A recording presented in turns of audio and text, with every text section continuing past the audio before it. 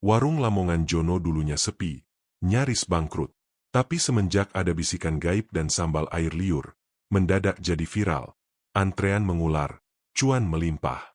Tapi, ada harga yang harus dibayar Jono. Harga yang mengerikan. Ikuti kisah warung Lamongan pesugihan genderuwo.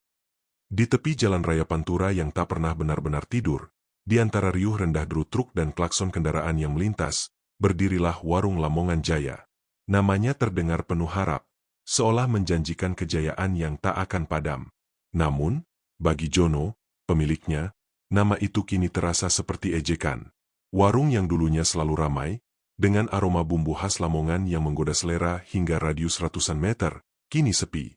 Bahkan, saking sepinya, suara jangkrik di malam hari pun terdengar jelas, mengiringi sunyi yang menyesakkan dada Jono. Pukul 8 malam, seharusnya warung ini masih riuh rendah dengan celotehan pembeli, tawa renyah anak-anak, dan dentingan sendok beradu piring. Namun, yang ada hanya Jono, duduk di bangku panjang usang, menatap deretan ayam goreng yang mulai dingin, lele-lele yang masih utuh di wadah, dan tumpukan nasi yang tak tersentuh.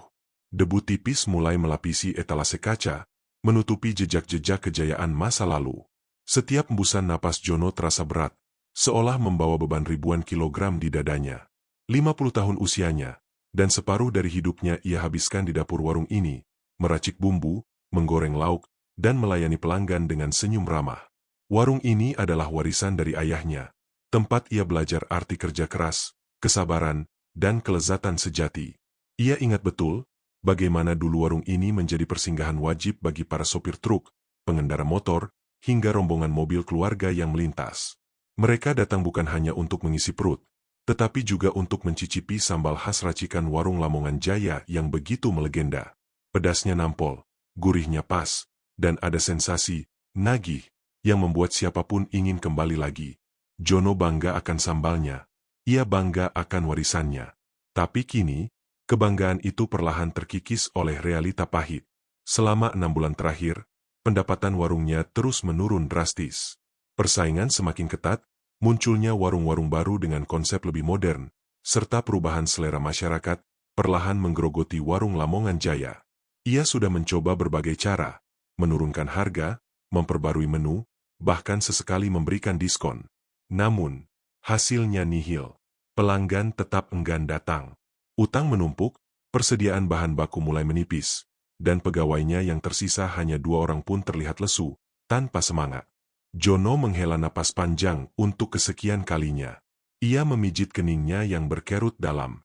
Rambutnya yang mulai memutih di sana-sini mencerminkan beban pikiran yang ia tanggung.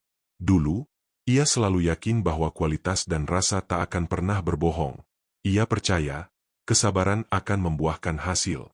Namun, keyakinan itu kini diuji habis-habisan. Ia merasa seolah berada di tepi jurang, dengan warungnya yang rapuh di ambang kehancuran. Mimpi buruk selalu menghantuinya setiap malam. Warung yang ambruk, lauk pauk yang membusuk, dan ia sendiri yang terhimpit di bawah reruntuhan. Hujan rintik-rintik mulai turun di luar, membasahi jalanan Pantura. Suara rintik hujan berpadu dengan keheningan di dalam warung, menciptakan melodi kesunyian yang semakin menyayat hati Jono. Ia menatap deretan foto usang di dinding, foto dirinya bersama mendiang ayahnya di masa kejayaan warung. Senyum bangga ayahnya terpampang jelas di sana. Jono merasa telah mengecewakan. Warisan ini, yang seharusnya ia jaga dan kembangkan, kini diambang kehancuran di tangannya sendiri. Bagaimana aku bisa bertahan? Bisik Jono pada dirinya sendiri, suaranya parau dan penuh keputusasaan. Bagaimana aku bisa menyelamatkan ini semua? Pertanyaan itu menggema di ruang warung yang hampa, tanpa jawaban. Jono hanya bisa menunduk, tenggelam dalam kegelapan pikiran dan beban takdir yang terasa begitu berat. Harapan, yang dulunya menyala terang, kini hanya tinggal sepercik bara yang nyaris padam, menunggu embusan angin terakhir untuk memadamkannya sepenuhnya. Malam itu, di warung Lamongan Jaya, Jono merasa lebih dari sekadar lelah. Ia merasa kalah. Jono tak tahu pasti pukul berapa, yang jelas kegelapan sudah sepenuhnya menelan warungnya.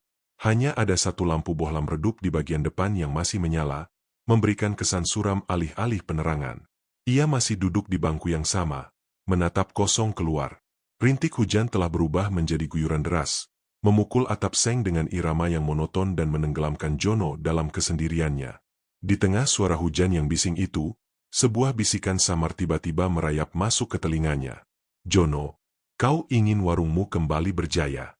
Suara itu berat, serak, seperti gemuruh dari dasar bumi, namun jelas terdengar di antara deru hujan. Jono tersentak, jantungnya langsung berpacu. Ia menegakkan tubuh, menoleh ke segala arah. Tak ada siapapun. Ia yakin warungnya sudah kosong, bahkan kedua karyawannya pun sudah pulang beberapa jam yang lalu. Rasa takut mulai menjalar, meremas perutnya. "Siapa itu?" bisiknya. Suaranya sedikit bergetar. Keheningan sesaat melingkupi, hanya suara hujan yang kembali mendominasi. Jono berpikir mungkin ia hanya berhalusinasi. Kelelahan telah membuatnya gila. Ia mengusap wajahnya kasar, mencoba mengusir pikiran aneh itu. Namun, detik berikutnya, sebuah bayangan hitam pekat mulai terbentuk di sudut paling gelap warung, tepat di samping tumpukan kursi yang tak terpakai. Bayangan itu tumbuh, memanjang, dan perlahan-lahan membentuk siluet makhluk menjulang tinggi. Jono menahan napas. Matanya melebar, tak percaya pada apa yang ia lihat. Sosok itu tinggi, jauh lebih tinggi dari manusia normal, dengan tubuh kekar dan kulit kehitaman yang seolah menyatu dengan kegelapan. Ia bisa merasakan hawa dingin yang menusuk tulang merambat dari arah makhluk itu. Aroma tanah basah dan sesuatu yang busuk samar-samar tercium di udara. Kemudian, dua titik merah menyala muncul di tempat yang seharusnya menjadi mata, memancarkan cahaya remang-remang yang terasa menghipnotis. Jono tahu, ia sedang berhadapan dengan genderuwo. Ketakutan yang luar biasa langsung mencekiknya. Seluruh tubuhnya mendadak kaku, lidahnya keluh. Ia ingin berteriak, ingin lari, tapi kakinya seolah terpaku di lantai. Monster dalam cerita rakyat yang sering ia dengar sejak kecil kini nyata di hadapannya. Namun, di tengah teror itu, secercah pikiran licik menyelip masuk ke benaknya yang kalut. Apakah ini jawaban dari doaku? Suara serak itu kembali memecah keheningan. Kali ini lebih dekat, seolah berbisik tepat di telinga Jono. "Kau tak perlu takut, Jono. Aku datang untuk membantumu." Jono menelan ludah susah payah. Membantuku apa?" Ia berhasil mengeluarkan suara, meskipun hanya berupa bisikan. Genderuwo itu bergerak sedikit, menimbulkan suara gemerisik aneh seperti daun kering yang diinjak. Seringai lebar terbentuk di wajahnya yang samar, menampakkan gigi-gigi taring yang runcing dan mengerikan. "Aku bisa memberimu semua yang kau inginkan. Warungmu akan kembali ramai, lebih ramai dari sebelumnya. Kau akan kaya raya, Jono. Semua masalahmu akan selesai." Kata-kata ramai, kaya raya, dan masalah selesai bergaung di telinga Jono, begitu manis dan memabukkan. Ia bisa melihat impiannya yang hancur perlahan-lahan terbentuk kembali. Warung Lamongan Jaya akan kembali berjaya. Ia tidak akan mengecewakan ayahnya, dan utang-utangnya akan lunas. Harapan itu begitu kuat, begitu menggiurkan, hingga mampu meredam sebagian besar ketakutannya. "Tapi ada syaratnya," lanjut genderuwo. Suaranya kini terdengar seperti belati yang mengiris udara, tiba-tiba menjadi lebih dingin dan mengancam. "Setiap kesuksesan memiliki harga, Jono. Dan harga untuk ini cukup mengerikan." Jantung Jono berdebar kencang. Kali ini bukan hanya karena takut, tetapi juga antisipasi yang mendebarkan. Ia tahu, tidak ada makan siang gratis di dunia ini, apalagi dari makhluk seperti ini. Ia mengumpulkan segenap keberaniannya. "Apa syaratnya?" tanyanya. Suaranya kini sedikit lebih tegas. Dorongan untuk menyelamatkan warungnya mengalahkan rasa gentar. Genderuwo itu tertawa pelan. Tawa yang dalam dan bergetar, membuat bulu kuduk Jono merinding. "Kau harus mengorbankan sebagian dari dirimu," ucapnya, lalu jarinya yang panjang dan kurus, dengan kuku hitam tajam, menunjuk lurus ke arah mulut Jono. "Air liurmu. Campurkan ke dalam sambal andalanmu setiap kali kau membuatnya. Dan ingat, Jono, jangan pernah, sekalipun, kau mencicipi sambal itu sendiri." Mata Jono terbelalak. Air liur? Dicampurkan ke sambal? Sensasi mual langsung menyerang. Jorok, menjijikan, dan entah mengapa terasa begitu salah. Tapi kemudian, ia berpikir lagi. Hanya air liur? Dibandingkan dengan kebangkrutan, dibandingkan dengan impian yang hancur, apakah itu sepadan? Genderuwo itu masih berdiri tegak di depannya. Mata merahnya menatap tajam, seolah menuntut jawaban. Keheningan kembali menyelimuti warung, hanya diselingi suara hujan yang tak berhenti. Jono menimbang-nimbang, antara moralitas dan keputusasaan, antara rasa jijik dan harapan terakhir. Akhirnya, dengan bibir gemetar dan hati yang remuk, ia mengangguk. Pagi datang menyapa, membawa serta cahaya matahari yang malu-malu menembus celah-celah genting warung Lamongan Jaya. Aroma tanah basah dan sisa hujan semalam masih menggantung di udara. Namun hawa dingin yang menusuk tulang dari pertemuan Jono dengan genderuwo masih terasa jelas di sekujur tubuhnya. Ia terbangun di bangku panjang yang sama, tempat ia tertidur pulas akibat kelelahan dan guncangan batin yang luar biasa. Kepalanya terasa pening, seolah semalaman ia berdebat dengan seluruh isi kepalanya. Jono bangkit perlahan. Semalam, kejadian itu terasa seperti mimpi buruk. Sosok menjulang tinggi dengan mata merah menyala, bisikan serak yang menjanjikan kekayaan, dan syarat mengerikan tentang air liur yang harus dicampur ke dalam sambal. Apakah itu nyata? Atau hanya halusinasi semata dari pikiran yang tertekan? Ia mencubit lengannya sendiri. Perih. Ini bukan mimpi. Semuanya nyata. Fakta itu telah terbentuk. Perut Jono bergejolak. Rasa mual kembali menyeruak saat ia membayangkan apa yang harus ia lakukan. Sambal. Sambal yang selama ini menjadi kebanggaan warungnya, yang ia buat dengan tangan bersih dan hati-hati, kini harus tercampur dengan sesuatu yang begitu menjijikan. Ia merasa ngeri, kotor, dan tak berdaya. Harga diri Jono seolah runtuh. Dengan langkah gontai, ia menuju dapur. Kompor masih dingin, wajan-wajan masih tergantung rapi, dan bahan-bahan sambal, cabai merah segar, bawang putih, bawang merah, terasi, dan tomat, sudah tersedia di meja, menunggunya diracik seperti biasa. Jono mengambil cobek batu kesayangannya, yang sudah menemaninya berpuluh tahun. Jemarinya gemetar saat ia mulai memasukkan bahan-bahan. Suara ulekan yang biasanya terdengar ritmis dan menenangkan, kini terasa seperti palu yang menghantam hatinya. Jangan pernah, sekalipun, kau mencicipi sambal itu sendiri. Kata-kata genderuwo kembali terngiang. Jono mengernyit. Kenapa? Apa yang akan terjadi jika ia melanggarnya? Ketakutan baru muncul, menambah beban pikirannya. Ia harus patuh, demi warungnya, demi kelangsungan hidupnya. Setelah semua bahan dihaluskan dan aromanya mulai merebak, tiba saatnya. Jono menarik napas dalam-dalam, mengumpulkan segenap keberanian yang tersisa. Matanya terpejam. Dengan jijik yang tak tertahankan, ia sedikit melonggarkan bibirnya, mengumpulkan air liur yang terasa lengket di mulutnya. Perlahan, 1 tetes, 2 tetes, lalu 3 tetes. Air liur itu jatuh ke dalam ulekan sambal yang pedas dan merah. Jono segera mengaduknya cepat dengan ulekan, seolah ingin menyamarkan jejak, seolah ingin melenyapkan bukti perbuatan kotornya. Bau sambal tetap sama, warnanya pun tak berubah. Secara fisik, tak ada yang tampak berbeda. Namun, Jono tahu, sambal ini sekarang sudah terkontaminasi. Ia tak lagi melihatnya sebagai sambal kebanggaan, melainkan sebagai ramuan terkutuk yang akan membawa konsekuensi. Jono menyelesaikan racikannya, lalu menyimpan sambal itu di wadah khusus yang biasa ia gunakan. Tangannya sedikit gemetar, namun ada pula perasaan lega yang aneh. Seperti beban berat yang baru saja ia lepaskan, meskipun ia tahu, beban lain yang lebih besar mungkin sedang menanti di depan. Beberapa saat kemudian, 2 karyawannya, Diki dan Siti, datang. Mereka terlihat lesu seperti biasa. Pagi, Pak Jono. Sapa Diki. Matanya sedikit memerah karena kurang tidur. Pagi, jawab Jono singkat, berusaha menyembunyikan kekalutan di wajahnya. Cepat siapkan yang lain. Sebentar lagi buka. Diki dan Siti mulai sibuk, membersihkan meja, menyusun piring, dan menyiapkan minuman. Jono memerhatikan mereka, merasakan sedikit kelegaan karena tidak sendirian. Namun, ia tahu, rahasia mengerikan ini hanya miliknya. Mereka tidak akan pernah tahu apa yang telah ia lakukan demi menyelamatkan warung ini, demi mempertahankan pekerjaan mereka. Sepanjang pagi itu, Jono bekerja dalam diam, pikirannya diselimuti ketidakpastian. Ia melayani beberapa pelanggan pertama dengan senyum yang dipaksakan.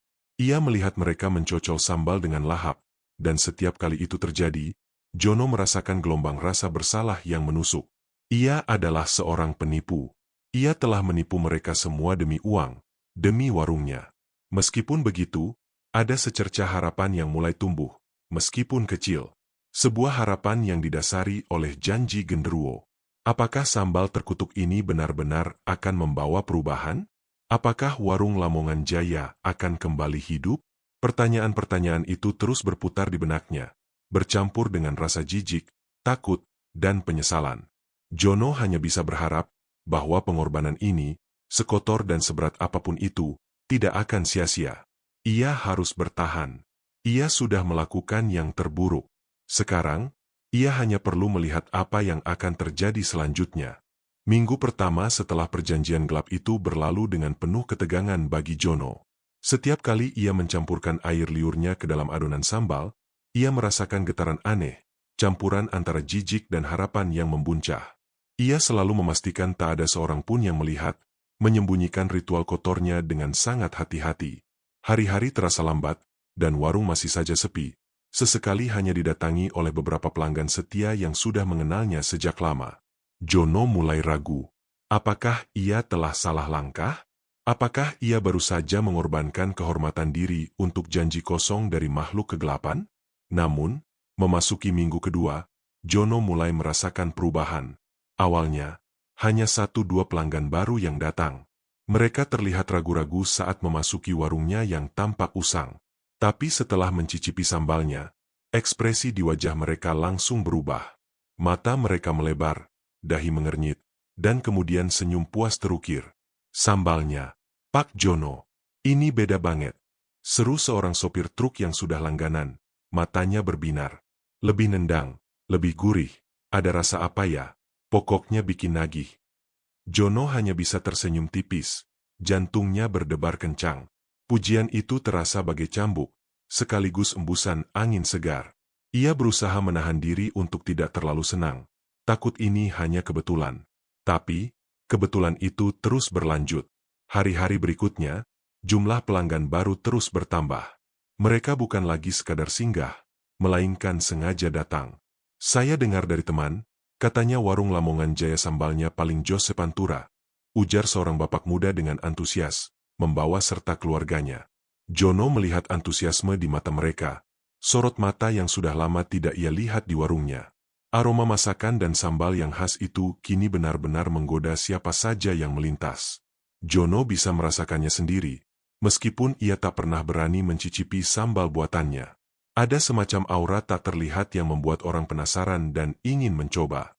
Suasana warung yang dulunya hening, kini mulai diisi dengan obrolan ringan, tawa, dan dentingan piring yang saling beradu. Diki dan Siti, karyawannya, juga ikut merasakan perubahan itu. Mata mereka yang dulunya sayu kini berbinar semangat. Mereka bekerja lebih giat, melayani pembeli dengan cekatan, dan bahkan ikut bangga mendengar pujian demi pujian tentang sambal legendaris itu. Wah, Pak Jono, sambal Bapak memang ajaib, ujar Siti suatu sore, sambil membersihkan meja. Saya nggak tahu kenapa, tapi rasanya sekarang beda banget, lebih kuat, lebih bikin kangen. Jono hanya bisa tersenyum simpul menanggapi pujian itu. Setiap pujian terasa seperti pisau bermata dua. Di satu sisi, ia senang dan lega karena warungnya kembali hidup. Di sisi lain, rasa bersalah dan jijik terus menghantuinya.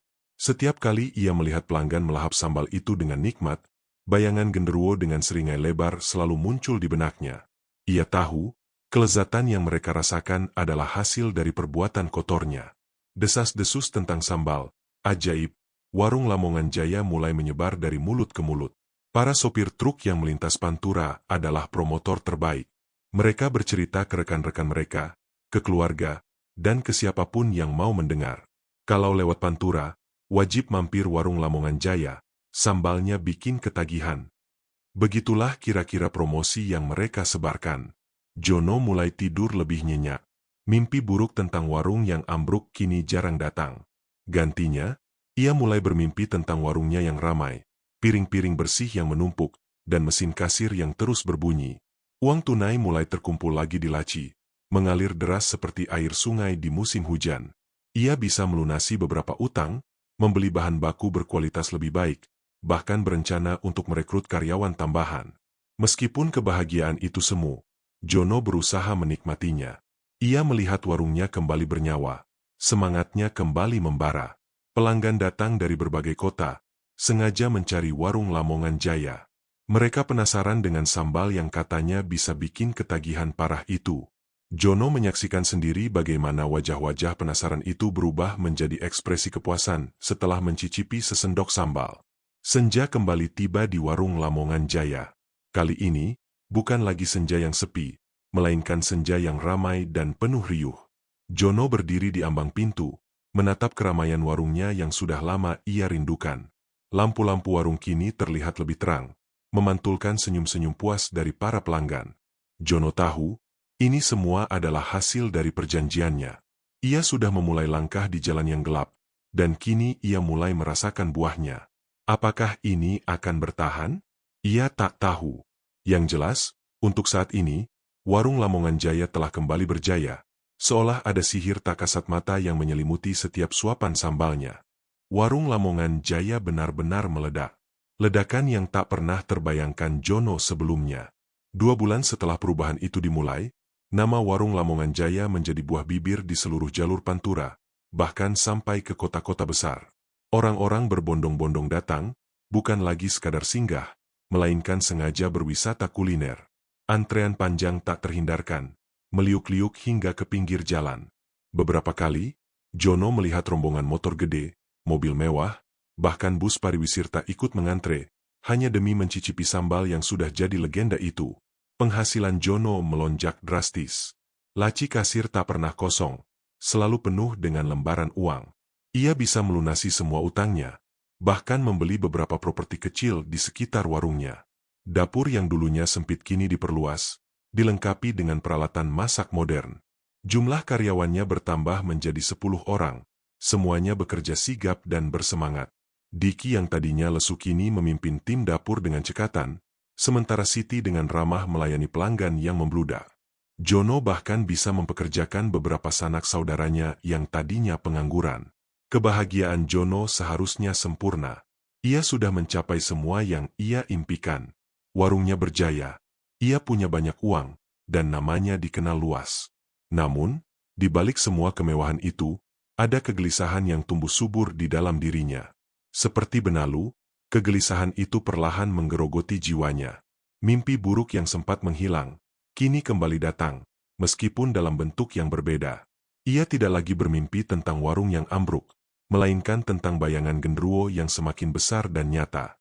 Dalam mimpinya, makhluk itu akan berdiri di sudut warungnya, tertawa tanpa suara, dengan mata merah menyala yang terus menatap Jono.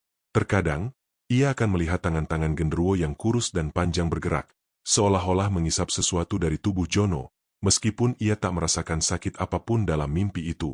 Ia hanya terbangun dengan tubuh terasa sangat lelah, seolah baru saja melakukan pekerjaan berat semalaman. Kelelahan fisik juga mulai menjadi teman setia Jono. Meskipun kini ia punya banyak karyawan dan tidak lagi harus bekerja sekeras dulu, tubuhnya terasa semakin ringkih.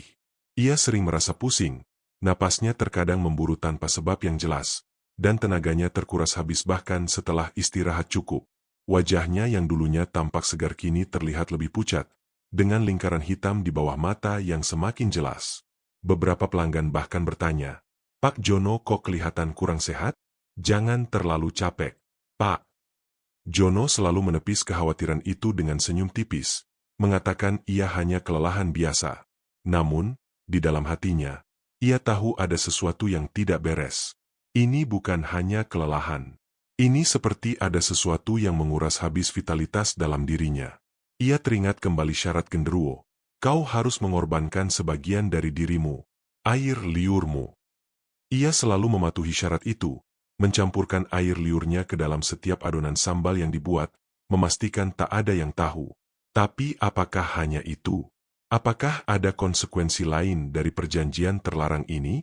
Ketakutan Jono semakin menjadi-jadi setiap kali ia membuat sambal. Meskipun warung kini ramai, ia tetap bersikeras untuk membuat sambalnya sendiri. Ia tak mau orang lain tahu rahasia kotornya. Setiap kali ia mengeluarkan air liurnya ke dalam cobek, ia merasakan aura dingin yang menusuk, seolah ada energi yang ikut tertarik keluar dari tubuhnya. Perasaan itu semakin kuat seiring dengan semakin banyaknya porsi sambal yang harus ia buat setiap harinya, mengikuti permintaan yang terus meningkat. Paranoia mulai menyelimuti pikiran Jono. Ia mulai curiga pada setiap tatapan pelanggan yang melahap sambalnya dengan nikmat. Mereka seolah tahu. Mereka seolah menikmati sesuatu yang ia korbankan. Ia bahkan terkadang berpikir, apakah mereka juga melihat genderuwo yang selalu mengawasinya dari sudut gelap? Pikiran itu begitu kuat, hingga ia harus menggelengkan kepala berkali-kali untuk mengusirnya. Puncak konflik dalam batin Jono mulai terbentuk. Ia terjebak dalam dilema yang mengerikan. Di satu sisi, ia menikmati kemakmuran yang melimpah, nama baik yang kembali pulih, dan warungnya yang berjaya. Ini adalah impiannya. Namun, di sisi lain, ia membayar harga yang jauh lebih mahal dari sekadar uang. Ia merasa kesehatannya terus menurun, jiwanya terancam oleh mimpi buruk, dan keberadaan genderuwo yang semakin nyata menghantuinya. Jono tahu, ini adalah konsekuensi dari keserakahannya, dari perjanjian yang ia buat dengan makhluk kegelapan. Ia sudah melangkah terlalu jauh di jalan ini. Pertanyaannya, bisakah ia kembali? Atau ia harus terus berjalan, hingga ia benar-benar habis? Malam itu, setelah semua pelanggan pulang dan warung kembali sepi, Jono terduduk lesu di kursi kesayangannya. Ia memandang langit-langit yang kini dipenuhi bayangan dari lampu-lampu warung yang baru. Kekayaan ini, kebahagiaan semu ini, terasa seperti belenggu yang mengikatnya. Ia merindukan ketenangan, kesehatan, dan tidur nyenyak yang dulu sering ia abaikan. Warung Lamongan Jaya memang berjaya, tapi Jono merasa dirinya sendiri perlahan-lahan runtuh. Bulan-bulan berlalu, dan warung Lamongan Jaya semakin meroket. Media sosial dipenuhi unggahan foto dan video para food vlogger yang memuji sambal Jono setinggi langit. Bahkan, sebuah stasiun televisi lokal sempat meliput warungnya, membuat Jono semakin dikenal. Namun, ironisnya, seiring dengan gemilangnya nama warung, kondisi Jono justru semakin memprihatinkan. Pagi itu, Jono terbangun dengan napas memburu. Keringat dingin membasahi seluruh tubuhnya, meskipun pendingin ruangan sudah menyala penuh. Mimpi buruk semalam terasa begitu nyata. Ia melihat genderuwo, kali ini jauh lebih besar dan menakutkan, dengan mata merah yang memancarkan kebencian. Makhluk itu tak lagi tertawa tanpa suara. Kali ini, ia meraung, raungan yang menusuk hingga ke tulang sumsum. Dalam mimpi itu, Jono merasa tubuhnya dihisap, seolah ada selang tak kasat mata yang menarik seluruh energi dari dirinya. Ia terbangun dengan rasa lelah yang luar biasa, seolah ia baru saja berlari maraton tanpa henti. Ia mencoba bangkit dari tempat tidur, namun kakinya terasa lemas, seperti tak bertulang. Jono terhuyung, nyaris terjatuh. Ia menopang tubuhnya pada dinding, berusaha mengatur napas.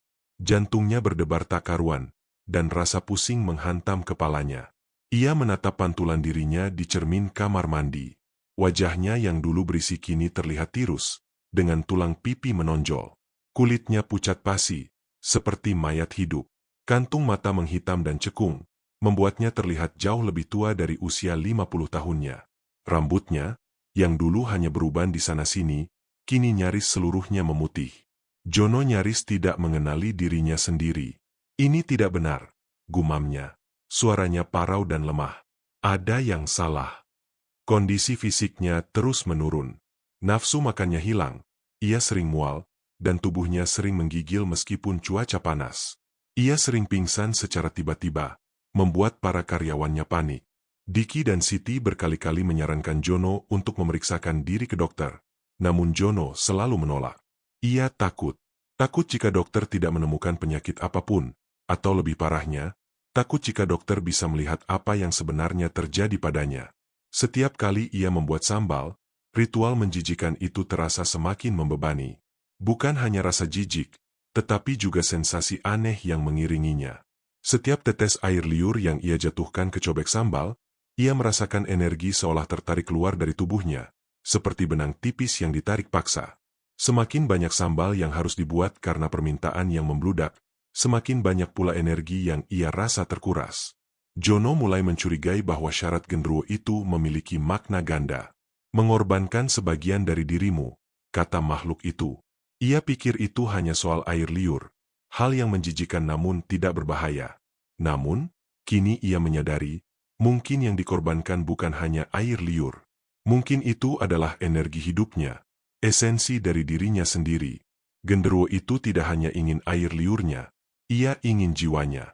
Pikiran itu menghantam Jono seperti palu godam. Penyesalan yang luar biasa mencengkeram hatinya. Ia telah menjual dirinya, menjual kesehatannya, bahkan mungkin jiwanya, hanya demi kesuksesan warung. Apa gunanya semua uang ini jika ia tidak bisa menikmati hidup? Apa gunanya warung yang ramai jika ia sendiri sekarat? Suatu sore, Jono sedang duduk di kursi kasir, mencoba melayani pelanggan meskipun tubuhnya terasa lunglai. Tiba-tiba, pandangannya kabur, kepalanya berputar, dan tubuhnya terasa sangat dingin.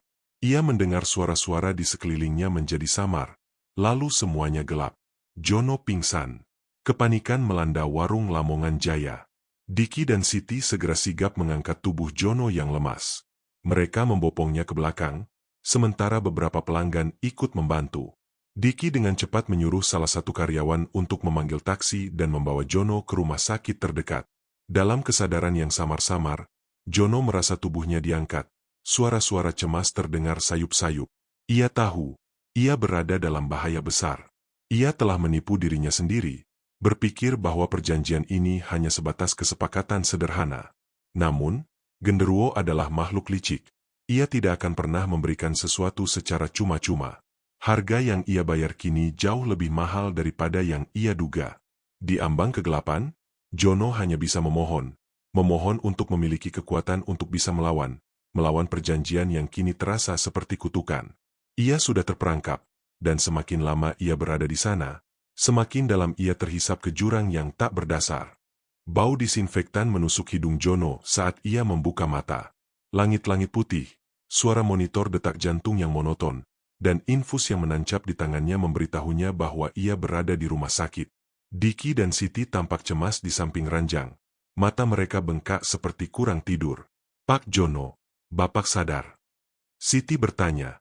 Suaranya lega namun masih penuh kekhawatiran. Jono mencoba berbicara, tetapi suaranya tercekat.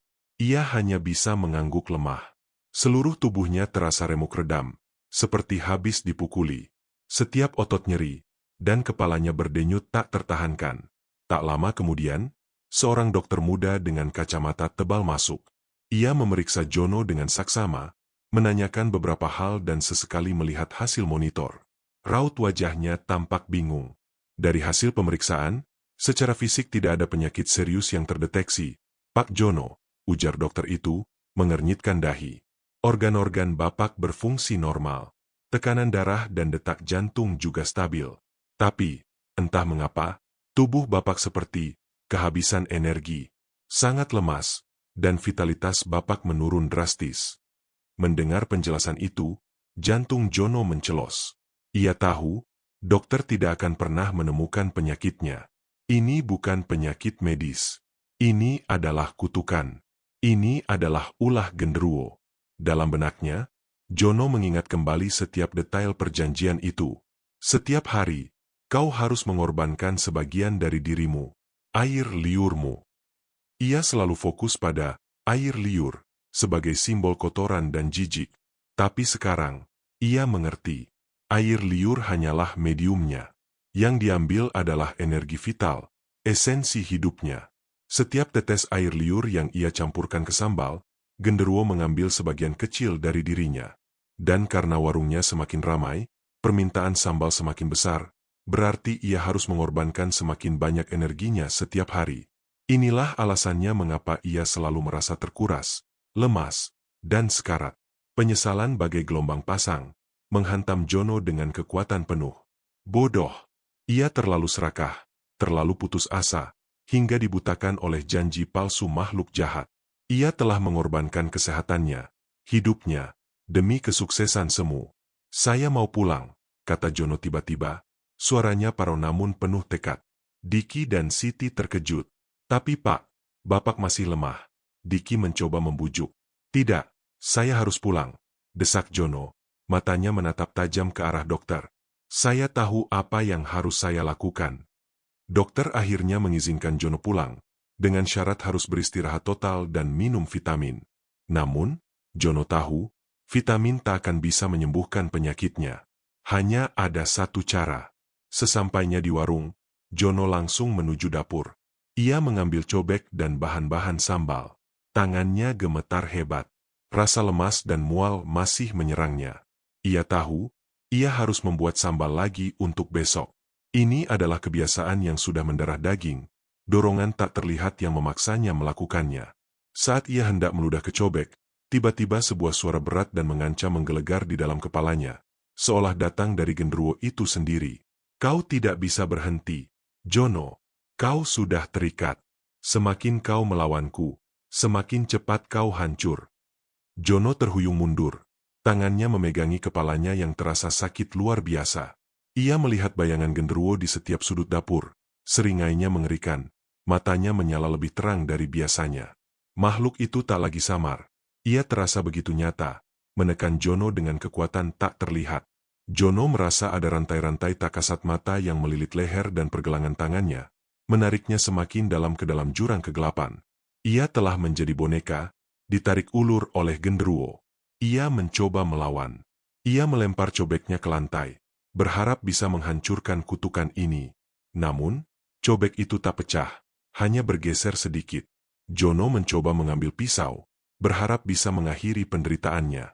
Namun, tangannya tak bisa digerakkan, seolah ada kekuatan tak terlihat yang menahannya. Genderuwo itu tertawa, tawa yang bergema di seluruh ruangan, memenuhi pikiran Jono. Kau milikku, Jono. Warungmu milikku. Jiwamu juga akan menjadi milikku. Suara genderuwo membisikkan janji kematian. Jono jatuh terduduk, air mata mengalir di pipinya. Ia menyesal seumur hidupnya. Ia telah membuat perjanjian dengan iblis, dan kini ia harus membayar harga yang paling mahal, nyawanya sendiri. Ia merasa energinya terus ditarik keluar, tak terkendali. Ia tahu, ini adalah akhir. Ini adalah puncaknya. Ia hanya bisa pasrah, menunggu detik-detik terakhir hidupnya, sementara warung Lamongan Jaya yang begitu ia cintai, kini menjadi penjara bagi jiwanya yang sekarat. Gelap. Dingin. Itulah yang dirasakan Jono saat kesadarannya melayang. Ia tak tahu berapa lama ia tergeletak di lantai dapur warungnya yang kini terasa begitu asing. Ketika kelopak matanya terasa berat untuk dibuka, ia melihat Diki dan Siti dengan wajah panik, serta beberapa wajah samar lainnya yang ia duga adalah pelanggan. Suara sirine ambulans melengking tajam, memecah keheningan malam di jalur Pantura. Jono merasakan tubuhnya diangkat, diguncang-guncang, lalu diletakkan di atas sebuah ranjang dorong yang melaju kencang. Dalam keterbatasan kesadarannya, ia mendengar suara Diki yang putus asa. Pak Jono. Bertahan, Pak. Ada rasa sesal yang mendalam di hati Jono. Ia telah merepotkan mereka, orang-orang baik yang setia padanya. Setibanya di rumah sakit, semuanya terasa seperti kabut tebal. Perawat-perawat sigap mendorong ranjangnya. Suara-suara perintah terdengar di mana-mana. Jono merasakan jarum menusuk kulitnya, selang-selang dipasang di tubuhnya yang lemas. Monitor detak jantung berbunyi tanpa henti, iramanya semakin cepat, lalu melambat, lalu kembali cepat. Ia merasa seperti ada beban tak terlihat yang menindih dadanya, membuatnya sulit bernapas. Pasien kehabisan energi vital, Dok. Hasil lab tidak menunjukkan kelainan fisik apapun. Jono mendengar suara seorang perawat melaporkan kondisinya kepada dokter. Suara itu begitu dekat, seolah mereka berbicara di samping kepalanya. Seorang dokter lain, yang Jono duga adalah dokter jaga, menghela napas. Fenomena aneh. Seperti, seluruh kekuatan hidupnya ditarik paksa. Pernahkah ada riwayat medis aneh sebelumnya? Jono ingin menjawab, ingin menjelaskan. Tapi lidahnya keluh, tubuhnya tak bisa digerakkan. Ia tahu, tidak ada seorang pun di sini yang akan mengerti apa yang sedang terjadi padanya. Mereka hanya melihat gejala, bukan penyebab sesungguhnya. Di tengah perjuangan untuk tetap sadar, suhu di ruangan itu mendadak turun drastis. Hawa dingin yang menusuk tulang, yang pernah ia rasakan di warungnya, kini kembali. Aroma tanah basah dan busuk yang khas itu menguar kuat, membuat Jono mual. Ia tahu siapa yang datang. Dari sudut ruangan yang paling gelap, di balik tirai putih, bayangan menjulang tinggi mulai muncul. Siluet genderuwo. Kali ini, ia tak lagi samar. Ia terlihat begitu jelas, begitu nyata, seolah menyatu dengan kegelapan yang menyelimuti Jono. Matanya, yang dulunya hanya 2 titik merah menyala, kini memancarkan bara api yang siap membakar. Senyum lebar dan mengerikan terpampang jelas di wajahnya. Gigi-gigi taringnya berkilauan dalam cahaya remang. Genderuwo itu melangkah maju, perlahan, seolah menikmati setiap derap langkahnya menuju Jono. Suaranya, yang dulu hanya bisikan serak, kini terdengar seperti raungan guntur yang mengguncang seluruh ruangan, meskipun tak ada seorang pun selain Jono yang bisa mendengarnya. "Kau melawanku, Jono?" Suara itu menggelegar di kepala Jono, menusuk otaknya. "Kau pikir bisa lari dari perjanjian kita?" Jono ingin berteriak, ingin membantah. Tapi ia hanya bisa terbaring tak berdaya. Ia melihat tangan genderuwo yang panjang dan kurus itu terulur, menembus tubuhnya, langsung menuju ke arah dadanya. Jono merasakan sensasi dingin yang luar biasa, diikuti oleh rasa sakit yang begitu hebat, seolah ada sesuatu yang ditarik paksa dari dalam dirinya. Ia melihat bayangan hitam, seperti asap tebal, perlahan ditarik keluar dari dadanya, masuk ke dalam genggaman genderuwo. "Ini adalah bayaranmu, Jono," kata genderuwo, suaranya dipenuhi kemenangan keji. "Bukan hanya air liur, tapi seluruh jiwamu. Kau terlalu serakah, Jono. Kau ingin segalanya, tapi kau tak mau membayar harganya. Sekarang, bayaran itu jatuh tempo." Rasa sakit itu luar biasa, membuat Jono merintih. Ia merasa hidupnya terkuras habis, sedikit demi sedikit, ditarik paksa oleh makhluk di depannya. Matanya mulai berkunang-kunang, pandangannya memudar.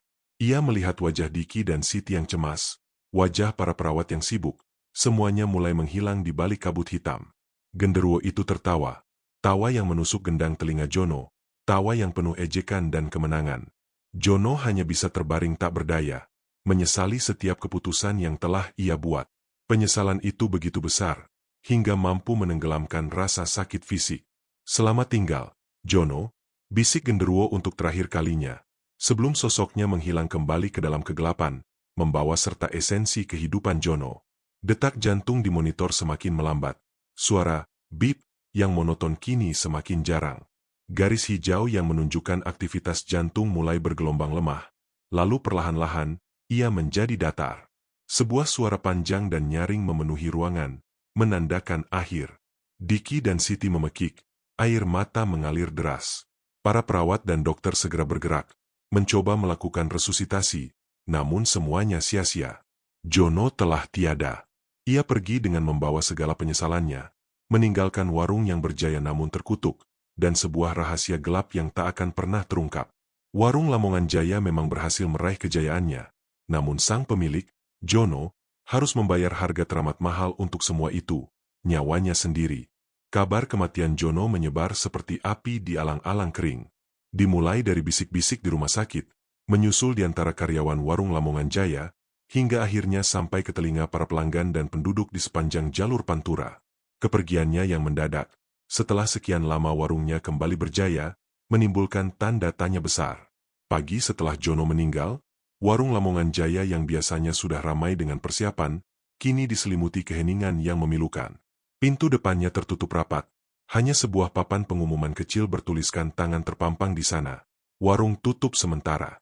Berduka cita atas kepergian Bapak Jono." Tidak ada lagi aroma sambal pedas yang menggoda, tidak ada suara wajan berdenting, hanya kesunyian yang mencekam. Diki dan Siti, beserta karyawan lainnya, terlihat berduka. Mata mereka sembab, kesedihan terpancar jelas di wajah mereka. Mereka tak hanya kehilangan seorang bos, tetapi juga sosok yang telah mengangkat mereka dari keterpurukan, yang memberi mereka pekerjaan dan harapan. Mereka tahu Jono belakangan ini memang sakit-sakitan, tapi tak menyangka ajalnya akan secepat ini. Namun, di balik duka yang tampak, ada pula bisikan-bisikan lain yang mulai beredar. "Aneh sekali, kan? Warung lagi jaya-jayanya, kok Pak Jono malah meninggal mendadak?" kata seorang tetangga kepada yang lain, dengan nada penuh selidik. "Iya, badannya juga kurus banget akhir-akhir ini. Kayak bukan Pak Jono yang dulu," timpal tetangga lain, matanya melirik ke arah warung yang tertutup rapat. Desas-desus itu, seperti benih yang ditanam, mulai tumbuh subur. Ada yang mengingat cerita-cerita lama tentang pesugihan di jalur Pantura, tentang warung makan yang mendadak ramai luar biasa. Sebuah ingatan tentang keanehan sambal Jono yang nagihnya, kebangetan juga kembali mencuat.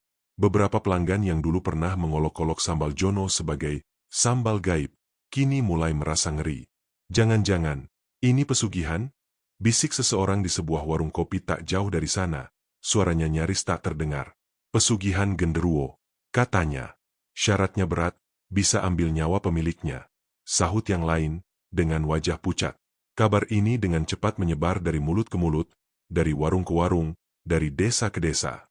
Masyarakat mulai menghubung-hubungkan kematian Jono dengan kesuksesan warungnya yang tiba-tiba. Mereka mulai mengingat cerita-cerita misterius tentang aroma aneh yang kadang tercium di sekitar warung Lamongan Jaya di malam hari, atau bagaimana Jono selalu terlihat lelah dan pucat meskipun warungnya ramai. Duka di warung Lamongan Jaya perlahan-lahan bercampur dengan aura misteri dan ketakutan. Para pelayat yang datang ke rumah duka Jono juga tak lepas dari bisikan-bisikan itu. Mereka menatap peti mati Jono, tak hanya dengan rasa sedih, tetapi juga dengan rasa ngeri yang samar. Meskipun tidak ada bukti konkret, desas-desus itu cukup kuat untuk menanamkan rasa takut di hati banyak orang. Orang-orang mulai enggan melewati warung Lamongan Jaya di malam hari. Mereka yang tadinya penasaran ingin mencoba sambalnya, kini berpikir ulang. Ada aura seram yang kini menyelubungi warung itu, seolah energi gelap dari perjanjian Jono masih tertinggal di sana. Diki dan Siti merasakan perubahan itu. Tatapan mata orang-orang yang dulu penuh pujian, kini beralih menjadi tatapan penuh curiga dan ketakutan. Mereka tak mengerti mengapa kematian Jono mendadak dikaitkan dengan hal-hal mistis. Bagi mereka, Jono adalah bos yang baik, meskipun belakangan terlihat sangat kelelahan. Matahari terbenam, menyisakan senja yang kelabu.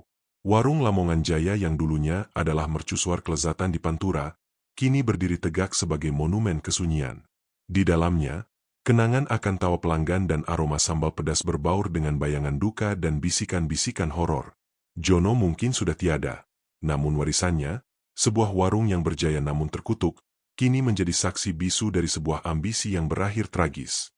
Kematian Jono, yang disusul dengan bisikan-bisikan pesugihan, telah mengubah nasib warung Lamongan Jaya secara drastis. Jika dulu ia adalah magnet bagi para pengendara di jalur Pantura, kini warung itu menjadi tempat yang dihindari.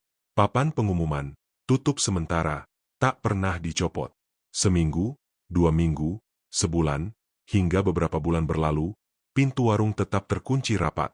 Debu tebal mulai menyelimuti etalase kaca yang dulu selalu bersih. Daun-daun kering berjatuhan dan menumpuk di teras depan. Tak ada yang membersihkan. Warna cat warung yang dulunya cerah kini memudar, terkelupas di beberapa bagian. Spanduk-spanduk promosi yang dulu penuh warna, kini robek-robek diterpa angin dan panas matahari. Kursi dan meja-meja di dalamnya masih tertata rapi, namun ditutupi kain putih kusam, seolah-olah warung itu sedang berduka dan tak ingin diganggu. Aroma sambal yang dulu begitu kuat dan menggoda, kini telah lama menghilang, digantikan oleh bau apek dan lembab yang khas dari bangunan terbengkalai. Warung Lamongan Jaya, yang sempat meroket bagi meteor, kini jatuh dan terpuruk. Tidak ada lagi tawa pelanggan, tidak ada lagi dentingan sendok, tidak ada lagi keramaian. Yang ada hanya keheningan yang mencekam, diselingi suara angin yang kadang bersiul melalui celah-celah jendela, menciptakan melodi seram yang membuat bulu kuduk berdiri. Para karyawan, termasuk Diki dan Siti, terpaksa mencari pekerjaan lain. Mereka berusaha melanjutkan hidup, tetapi kenangan akan warung Lamongan Jaya dan Pak Jono yang baik, serta akhir tragisnya, selalu membayangi. Mereka tahu betul bagaimana gigihnya Jono, bagaimana ia berjuang mati-matian demi warungnya. Dan mereka juga tahu, di balik kesuksesan yang tiba-tiba itu, ada sesuatu yang tidak wajar. Mereka pernah melihat Jono terlihat semakin kurus dan pucat, meskipun mereka tidak pernah berani bertanya. Desas-desus tentang pesugihan genderuwo semakin kuat beredar di masyarakat. Tak ada lagi yang berani mendekati warung itu di malam hari. Anak-anak kecil yang dulu sering bermain di sekitar warung, kini akan langsung berlari menjauh jika orang tua mereka menyebut nama warung Lamongan Jaya. Bahkan, beberapa orang mengatakan mereka pernah melihat bayangan tinggi besar di dalam warung pada malam hari, atau mendengar suara tawa serak yang menakutkan. Meskipun tak ada yang bisa membuktikan, cerita-cerita itu cukup untuk menanamkan rasa ngeri.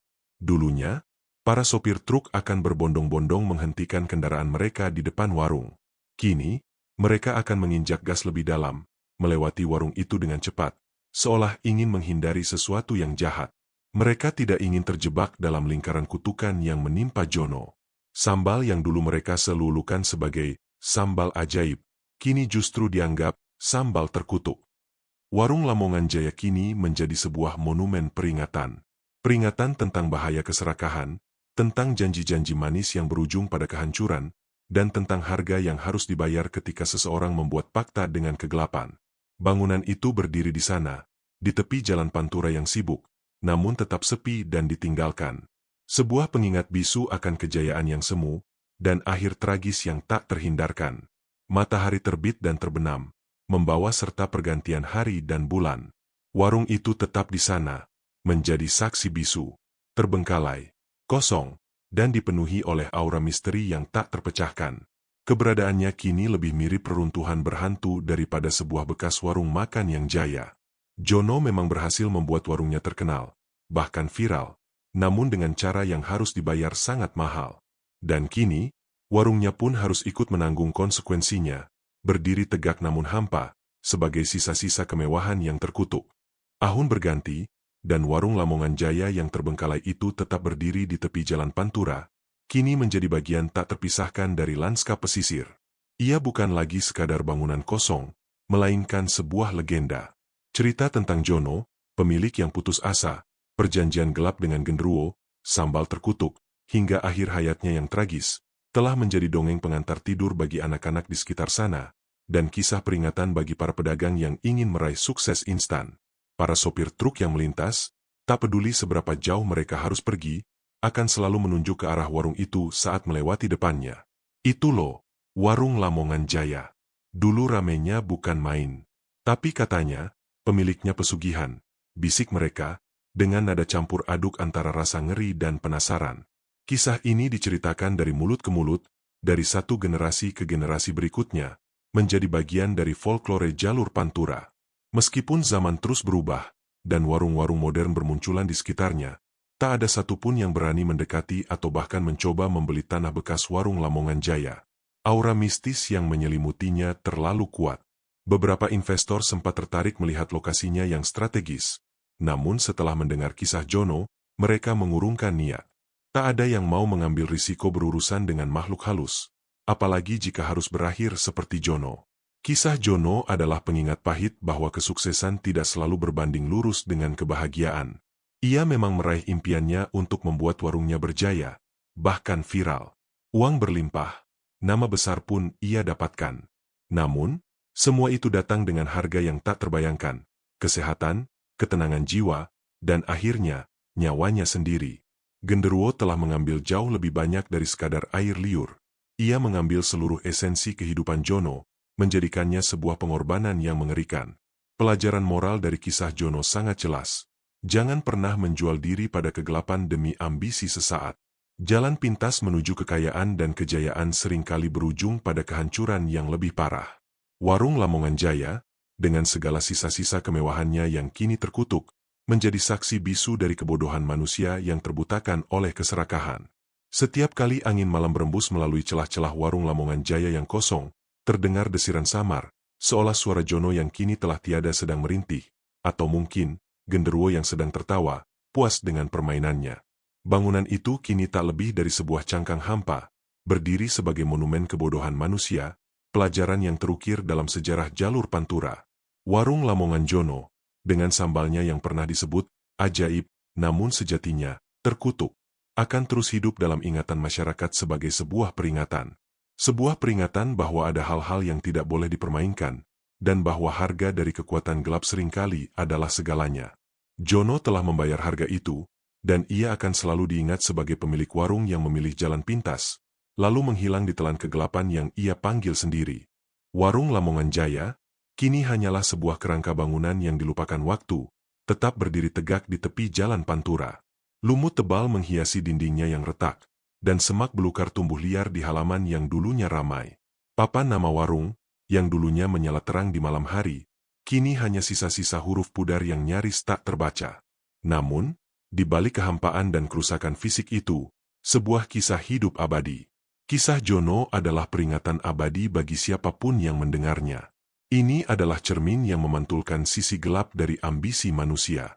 Jono, dengan segala keputusasaannya, telah membuat pilihan yang salah. Ia membiarkan kegelapan merayap masuk ke dalam hidupnya, menjanjikan kemudahan dan kekayaan instan. Ia percaya bahwa air liur adalah harga yang murah untuk dibayar demi kesuksesan yang ia dambakan. Namun, ia lupa, atau mungkin sengaja mengabaikan, bahwa kekuatan gelap tidak pernah memberikan sesuatu tanpa mengambil jauh lebih banyak. Harga dari sebuah pesugihan, seperti yang dialami Jono, seringkali jauh melampaui apa yang terlihat di permukaan. Bukan hanya kesehatan yang terkuras, bukan hanya nyawa yang melayang, tetapi juga ketenangan batin dan kehormatan diri yang hancur. Warung Lamongan Jaya memang sempat berjaya, menjadi viral, dan mendatangkan keuntungan luar biasa. Namun, semua itu adalah kejayaan semu, sebuah ilusi yang dibangun di atas fondasi rapuh dari perjanjian terlarang. Kelezatan sambal yang begitu nagih, ternyata adalah daya pikat yang menyeret Jono ke dalam jurang kehancuran. Masyarakat Pantura, dengan segala kearifan lokalnya, kini memahami betul pesan moral dari kisah Jono. Mereka tahu bahwa rezeki yang halal, meskipun datang perlahan, akan selalu membawa berkah dan ketenangan. Sebaliknya, kekayaan yang diperoleh melalui jalan pintas, dengan melibatkan kekuatan gelap, hanya akan berakhir dengan petaka dan penyesalan yang tak berujung. Warung Lamongan Jaya yang kini terbengkalai adalah monumen bisu dari kebenaran ini, sebuah pengingat bahwa tidak ada kesuksesan yang sepadan dengan hilangnya jiwa dan kedamaian. Kisah Jono juga mengajarkan kita tentang pentingnya menerima keadaan dan berjuang dengan cara yang benar. Keputusasaan memang bisa membutakan, tetapi pilihan yang salah akan selalu membawa konsekuensi yang jauh lebih besar dari masalah awal. Jono mungkin hanya ingin menyelamatkan warisannya, namun ia terjebak dalam lingkaran setan yang dibuatnya sendiri. Malam hari, ketika cahaya bulan menyinari warung Lamongan Jaya yang sunyi, beberapa penduduk lokal percaya bahwa mereka kadang-kadang bisa mendengar suara lirih, seperti bisikan penyesalan yang terbawa angin. Atau mungkin, itu hanya desiran angin yang berinteraksi dengan sisa-sisa energi gelap yang masih menempel di sana. Apapun itu, kisah Jono dan warung Lamongan Jaya akan terus hidup, menjadi sebuah legenda abadi yang menakutkan sekaligus memberikan pelajaran berharga bagi setiap generasi. Ia adalah cermin tentang akibat dari keserakahan, dan bagaimana sebuah perjanjian gelap dapat menghancurkan segalanya.